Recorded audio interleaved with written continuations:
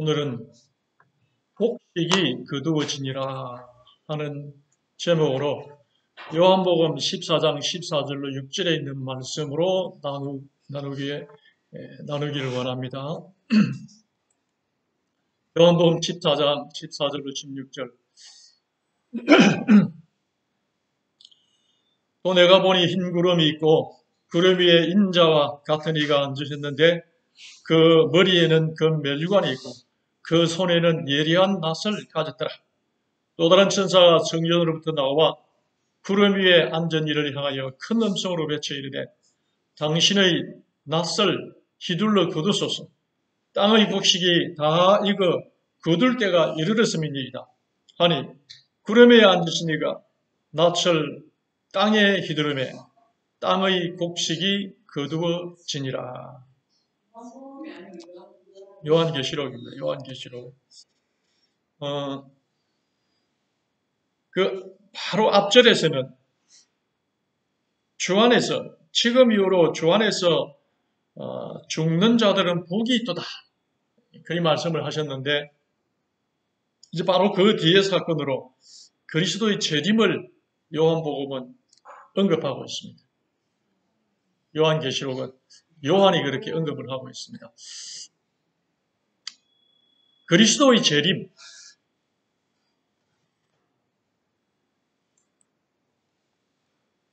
우리가 잘 아는 것처럼 오빠 생각이라는 노래가 있습니다.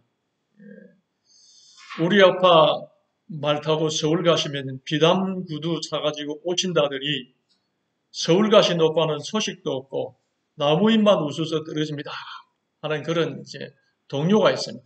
다들 아시죠? 이 노래를 작사한 그 최순애라는 작사자는 그 오빠가 일본 동경 유학까지 다 마치고 돌아와서 귀국을 했는데 어느 날 서울을 간다면서 가는데 오빠 서울 갈 때에 구두 좀 사달라고 그렇게 했더니 사오겠다고 그렇게 이야기를 한 다음에 돌아오질 않는 것입니다. 그래서 이 아이가 오빠를 생각하면서 그 집이 수원인데 수원 그 가수원 나무 밑에서 이 오빠 오기만을 학수고대하면서 그렇게 이 노래를 작사했다 그렇게 합니다. 그래서 참 약속을 해도 그 약속이 이루어지지 않는 약속들이 있습니다. 저희 어머니는 어릴 때에 명절 때만 새 옷을 사주셨어요. 그래서 명절이 다가오게 되면 이제 새 옷을 선물 받아서 입을 것이다 하는 기대감을 가지고 늘 명절을 맞이합니다. 그래서 명절 전에 이제 그 시장을 나가게 되면은 돌아올 때까지 기다립니다. 그래서 동네 마을 어귀에서 어머니가 내 선물을 사가지고 올 때까지 들어오는 길만 바라보면서 있다가 오면은 어머니 하고 달려가서 선물을 받았던 그런 기억이 있습니다. 어머니의 약속은 한 번도 어긴 적이 없는 것 같아요. 이렇게 선물을 사주셨습니다. 오늘 이 어머니보다 더 위대하신 예수님께서 하신 약속이 재림의 약속이다. 내가 다시 올 것이다. 하는 그런 약속인 것입니다. 오늘 그 내용을 보면은 내용에 충실해서 바라보게 되면 구름 위에 인자 같은 이가 앉으셨는데 그래서 주님은 구름을 타고 오신다. 그랬어. 마태복음 16장 23절에도 인자가 구름을 타고 계시록 1장 7절에도 볼지에다 그가 구름을 타고 오시리라. 오늘 이 본문의 내용도 흰 구름이 있고 구름 위에 인자 같은 이가 앉으셨는데 그렇게 말씀하셨습니다. 이렇게 구름 위에 앉으셨다는 사실을 강조하는 이유가 있습니다. 그 이유는 요한이 이 계시록을 쓸 당시에 그때 당시에 그 초대 교회들의 행편이 좀 이 말을 써야 할 필요가 있었습니다. 데살로니가 후서 2장 2절에 보면은 영어로나 또는 말로나 또는 우리에게 받았다 하는 편지로나 주의 날이 이르렀다는 주장들이 있었습니다. 그래서 이제 바울 사도가 이 데살로니가 교회에 전도를 했는데 전도를 받을 때에는 예수님께서 곧 오실 것 같은 그런 생각이 들었어요. 우리도 처음에 그랬죠. 60년대, 70년대, 80년대까지 우리는 예수님께서 거의 몇 년 안에 오실 것 같다. 그런 생각을 가지고 다 신앙생활을 하셨죠. 그런데 예수님께서 안 오시는 것입니다. 그래서 막 흔들리는 사람들도 있고 그렇게 합니다. 그러니까 주의 날이 주께서 오셨다. 주의 날이 이르렀다. 그렇게 하는 주장이 있었습니다. 그래서 예수님께서 영으로 임하셨다. 그 다음에 또 소문, 예수님께서 임하셨단다 하는 그런 소문들. 그리고 또 편지로 바울 사도가 예수님께서 이쪽 지역에 임하셨다 하는 편지가 왔다. 이런 주장이 데살로니가 교회에 일어나기 시작하는 것입니다. 그래서 하도 예수님을 학수고대하다가 기대했던 그런 예측 정도 했던 그런 시간에 오지 않으시니까 이런 현상이 벌어졌다는 것입니다. 그래서 사람들이 막 이설에 그냥 현혹이 돼가지고 거기에 따르는 사람들이 생겨나기 시작했다 하는 것입니다. 그래서 요한은 안 되겠다. 예수님께서 여기 오셨다, 저기 오셨다 하는 그런 주장은 잘못된 것이다 하는 사실을 가르치시기 위해서 뭐라고 말씀하셨는가 하면은 예수님은 뭘 타고 오신다? 구름을 타고 오신다. 그러니까 구름을 안 타고 온 사람들은 존재는 예수님이 아니다. 그래서 여기에 구름이라는 말이 나왔다 하는 것입니다. 구름. 그래서 반드시 예수님께서는 구름을 타고 오신다 하는 사실을 복음서에도 서신에도 계시록에도 이렇게 기록해 놓고 있는 것입니다. 그래서 요새 어떤 사람이 무슨 주장을 해도 내가 볼 수 있도록 예수님께서는 구름을 타고 오시는 것입니다. 나도 못 봤는데 예수님께서 오셨다. 이렇게 주장하는 주장이 있으면은 잘못된 주장이다. 그래서 항상 내가 영적인 사람이기 때문에 나만 봤는데 예수님이 왔다. 이렇게 주장하는 그런 주장들. 그거는 아니다. 예수님께서는 반드시 구름을 타고 모두가 볼 수 있는 상태에서 오신 하는 사실을 말하고 있습니다. 그럼 지구 반대편에 있는 사람은 어떻게 합니까? 지구 반대편에 있는 사람도 그때는 하늘이 종이 축이 말리는 것처럼 말리고 펴지고 해가지고 다 볼 수 있도록 하시겠다. 그렇게 말했습니다.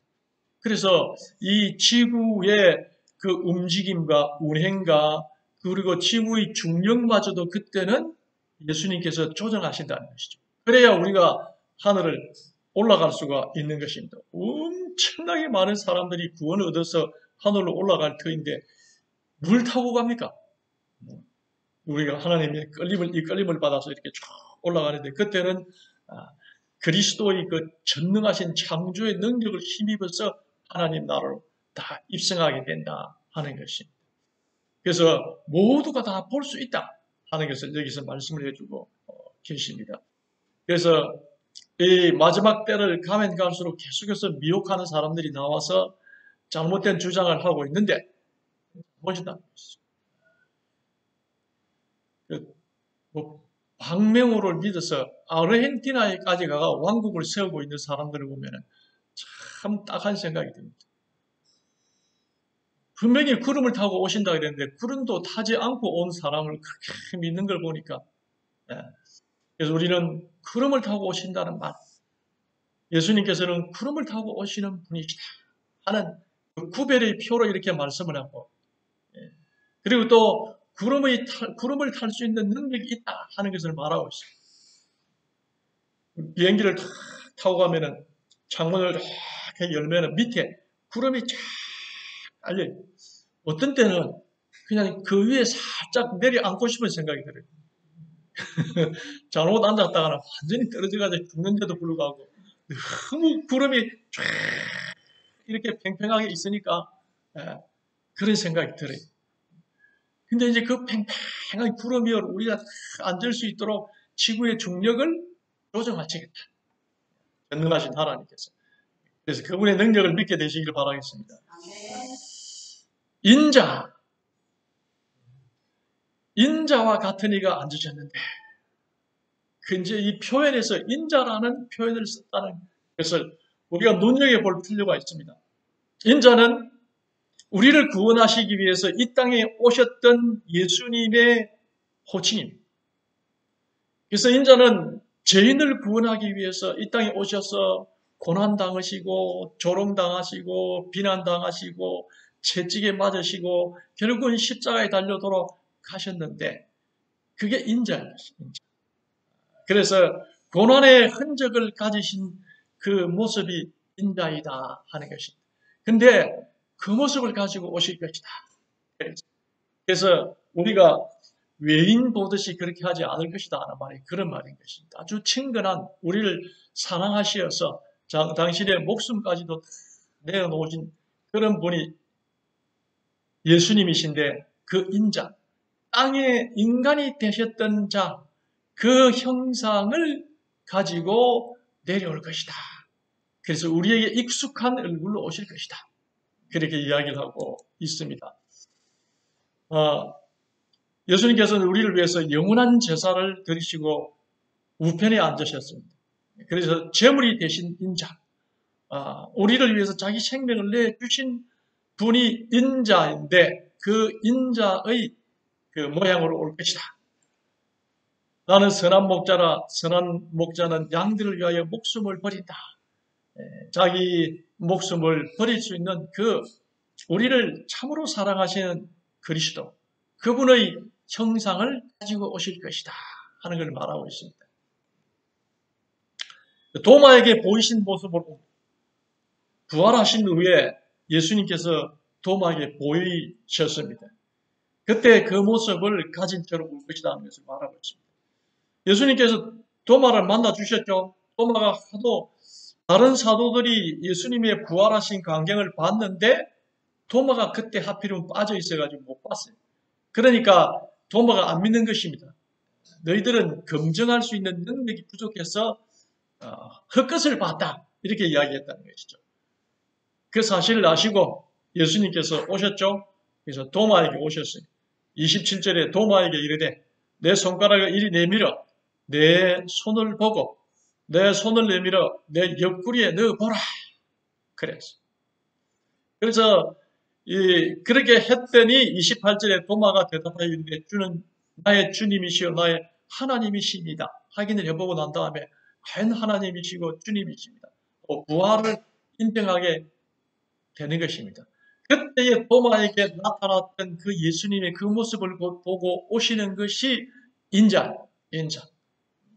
모습.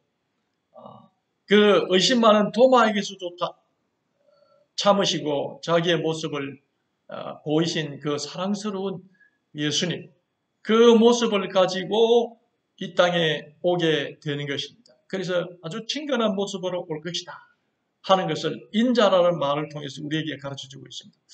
그리고 이제 그 머리에는 금 면류관이 있다. 그래서 머리에는 금 면류관을 썼다. 그래서 금 면류관이 찬란하게 빛나는 그 면류관을 쓰고 왔습니다. 이 땅에 오셨을 때에는 가시관을 쓰셨습니다. 요한복음 19장 1절로 3절에 보면 2절에 보면 군인들이 가시나무로 관을 엮어 그 머리에 씌우고 그래서 가시로 된 그 관을 만들어 가지고 머리에 팍 눌러서 씌웠으니까 머리에서 피가 났다는 것이죠. 그래서 그런 고난과 또 조롱을 당하셨는데 다시 오실 때는 재림하실 때는 면류관을 쓰고 올 것이다. 그 머리에는 찬란하게 빛나는 면류관을 쓰고 오실 것이다. 우주의 왕으로 오실 것이다 하는 것을 말하고 있습니다. 이 사진은 작년 5월 6일 그 웨스트민스터 사원에서 영국 국왕 찰스 3세의 대관식이 있었습니다. 그래서 이제 왕으로 임명한다 하는 것을 관을 이렇게 씌워주는데 그 관을 이제 아무나 씌우는 것이 아니고 그 웨스트민스터 성당 사원의 그 캔터베리 대주교가 그 일을 하고 있는데 지금 현재 대주교인 저스틴 웰립이라는 사람이 이렇게 씌워줍니다. 하도 그 평생에 보기 힘든 대관식이라서 저도 이제 그 대관식 하는 장면을 동영상으로 봤습니다. 아주 그 장면이 이렇게 하는 것을 실시간으로 전 세계에 이렇게 주셨습니다. 그래서 이렇게 송출을 했는데 그 참 광경을 보니까 대관식이 참 엄숙하고 그리고 왕으로서 시작하는 그런 이 출발이 되는 그런 의식을 보게 되었습니다. 근데 이 영국의 찰스 3세는 지금 70이 넘었고 이렇게 그때 당시가 70이 이미 넘었었는데 많이 살아봤자 한 25년 정도밖에 살지를 못합니다. 대관은 그렇게 오래 가지를 못하는데 예수님께서 이 땅에 와서 통치하시기 위해서 멸류관을 쓰고 오시는데 그분은 영원히 이제 멸류관을 쓰고 와서 우리를 통치하시고 우주의 왕으로서 오실 것이다 하는 것을 말씀을 해주고 계십니다. 그래서 그분은 이 금면류관을 썼다는 사실은 이게 우주의 왕이시다, 우리의 왕이시다 하는 것을 말하고 있습니다. 그래서 그분께서 우리를 보호하시고 인도하시고 세상을 이끌어 가시는 분이기 때문에 우리가 세상을 두려워할 필요가 없다 하는 것을 말하고 있습니다. 우주의 왕으로 이제 오셔서 우리를 주님의 나라로 이끌어 가시고 그 나라를 통치하시게 될 것이다 하는 것입니다. 그래서 금면류관의 의미가 우주의 왕이다 하는 것을 보여주시는 것입니다. 요한은 그래서 이 계시록을 통해서 지금은 세상을 사람들이 다스리고 있어서 참 고난도 많고 어려움도 많지만은 예수님께서 다스리는 날이 오게 되면은 우리에게 진정한 평화가 올 것이다 하는 것을 우리에게 말씀을 해주고 계십니다. 그 다음에 보니까 손에는 예리한 낫을 가졌더라. 예리한 낫을 가졌더라. 이 예리한 낫이라는 것은 이 정확한 이 낫인 것입니다. 그래서 누가 구원을 얻을 사람 또 멸망을 받을 사람을 확실하게 구분하신다 하는 것입니다. 예리한 낫을 가지고 뒤두르게 되는데 그래서 곡식은 거두고 잡초는 거두지 않는 그런 식별력을 말하게 되는 것이고 그리고 이제 예리한 낫이라는 것은 이 확실한 추수를 할 수 있다는 사실을 말하고 있습니다. 그래서 제대로 이제 추수도 못하는 그런 도구가 아니고 확실하게 그분은 세상을 심판하실 것이다 하는 것을 말하고 있습니다. 이 세상의 심판과 재판처럼 되지는 않을 것이다 하는 걸 말하고 있습니다.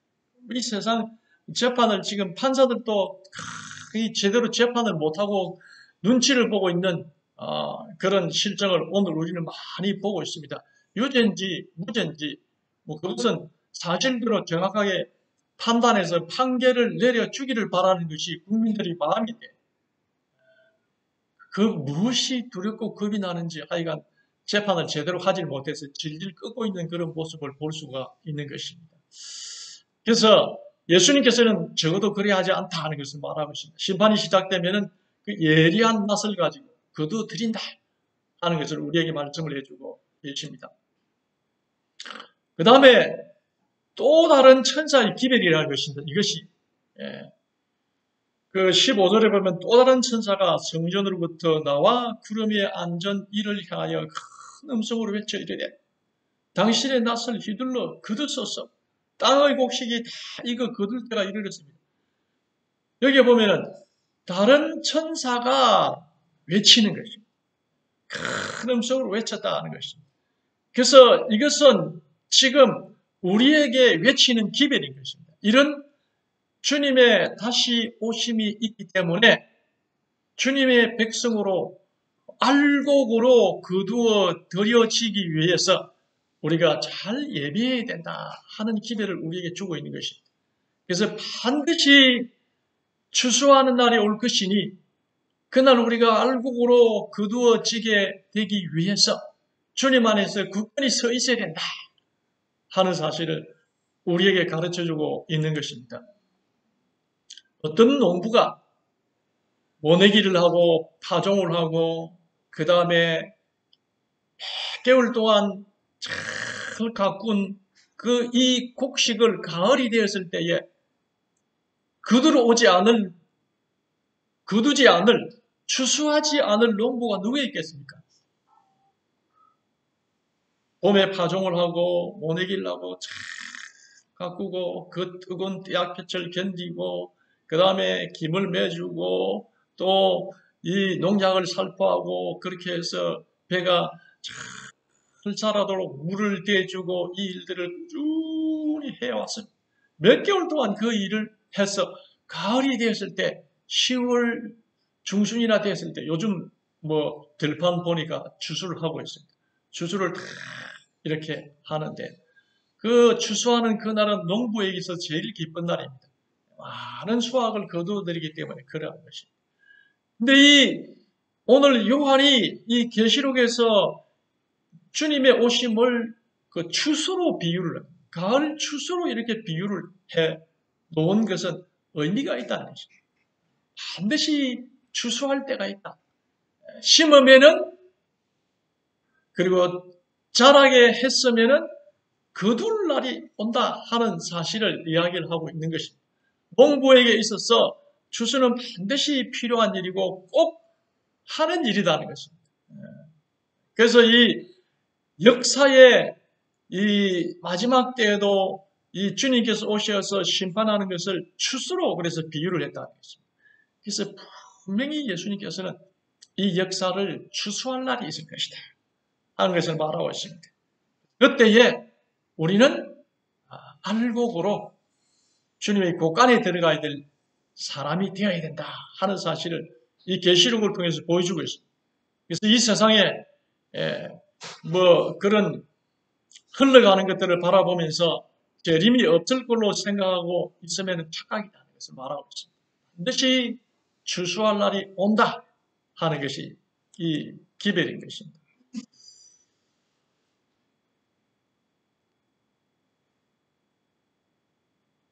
금년 이번 달 10월 10일에서부터 16일까지 연례 그 회의를 대총회에서 했습니다. 미국 메릴랜드주 실버 스프링 그 시에 대총회 본부가 있는데 거기서 대총회의 총회는 아니고 대총회의 연례회의 그렇게 해서 한국에 있는 연합회에 있는 이제 지도자들이 임원들이 모여서 회의를 했어요. 그래서 거기에 이제 중요한 주제들은 이제부터는 그 온라인 전도, 디지털 선교의 이 방향을 빨리 바꾸어서 발빠르게 대처해야 된다. 그렇게 이야기하는 것들을 많이 이렇게 했습니다. 그 기록 가운데서 이제 연례 회의를 하게 되면 기록을 남기게 되는데 그 기록 가운데서 2023년도에 10월 달에 항상 가을에 하기 때문에 당해 연도의 통계는 없습니다. 근데 이제 전년도 통계를 이제 봤는데 그 통계에 의하면은 2023년도에 새신자, 침례를 받아 들어온 사람이 146만 5천 명 이렇게 이제 통계를 했습니다. 그래서 세계적으로 볼 때 재림교회가 새신자가 146만 5천 명이 들어왔다. 재림기별을 듣고 입교했다는 것입니다. 근데 거기에 이제 한 40% 정도는 또 떨어져 나갔다 그래요. 떨어져 나갔는데, 그 떨어져 나가든 안 떨어져 나가든 침례를 받고 교회에 입교했으니까 그들은 천국 복음을 들었습니까? 안 들었습니까? 들었다. 천국 복음을 다 들었다. 그래서 이 마태복음 24장 14절이 아주 잘 이루어지고 있다는 사실을 말하고 있습니다. 마태복음 24장 14절에 이 천국 복음이 모든 민족에게 전거되기 위하여 온 세상에 전파되리니 그제야 끝이 오리라. 그래서 이 온 세상을 향해서 이 복음이 전파되어지고 있다 하는 사실을 이야기를 하고 있습니다. 그래서 기존 전도의 방식도 계속해서 하겠지만은 이제 그 온라인을 통해서 디지털을 통해서 전도하는 AI 전도에 대해서 우리가 도전해야 될 때이다 하고 이제 그 전도 방식에 대한 그 또 다른 방식에 대한 도전을 시작했다 하는 것이 이번 2024년 연례 회의의 그 계의 중에 하나인 것입니다. 이런 것들을 바라보면서 오늘 이 본문의 말씀이 참 우리가 생각했던 것 이상으로 점점 가까이 이르러 오고 있다 하는 사실을 우리에게 말씀을 해주고 계시는 것입니다. 그래서 지금 재림교회는 거의 한 2,300만의 성도를 세계적으로 가지고 있는 그런 교단으로 되어 있어서 아주 세계적인 규모로 볼 때는 참 다른 어떤 교단과도 비길 수 있는 그런 이제 현 교단으로 성장을 했습니다. 이것은 이 땅 끝까지 복음을 온 세상에 전파하려고 하는 그런 사명을 목표를 가지고 있기 때문에 그게 가능하다 하는 사실을 말하고 있습니다. 그래서 우리는 이런 그 전도의 모습들을 바라보면서 이제 주님께서 오실 날이 가까워져 오고 있다 하는 사실을 우리가 확인할 수가 있습니다.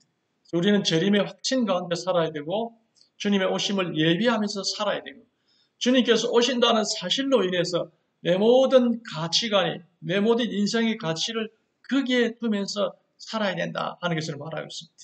그래서 그러면은 주님께서 우리를 지키시고 인도하신다 하는 것입니다. 재산이 얼마나 있느냐, 그 다음에 어떤 차를 타고 다니느냐, 몇 평짜리에 살고 있느냐, 자녀가 얼마나 잘 되었느냐, 이건 세속적인 그 가치관인 것입니다. 그리스도인의 가치관은 내가 지금 주님께서 오시면 주님의 백성으로 거두어진다는 그 확실한 이 가치관, 그것이야말로 가장 가치 있는 높은 가치관인 것입니다. 그래서 그런 가치관을 가지고 있으면은 오늘 나의 삶이 세상으로 인해서 흔들리지는 않는다는 것을 말하고 있습니다. 왜냐하면 우리 핵심 가치는 천국에 있는 것이고 하나님께서 자기 백성을 지키시고 보호해 주셔서 그 나라까지 인도해 주실 것이다 하는 것입니다. 그래서 우리가 큰 기업을 이루었거나 엄청난 돈을 많이 가지고 있다는 사실로 인해서 기뻐할 것이 아니고 내가 천국 복음을 가지고 하나님의 백성이 될 것이라는 사실로 인해서 기뻐하면서 살아야 되는 것이 우리의 믿음의 태도인 것입니다. 이런 자를 주님께서 지키시고 인도하신다는 사실을 말하고 있습니다. 성화된 생애 41쪽에서는 이렇게 말하고 있습니다. 사드락과 메삭과 아베느고의 시리에서와 같이 지상의 역사가 마치는 시기에도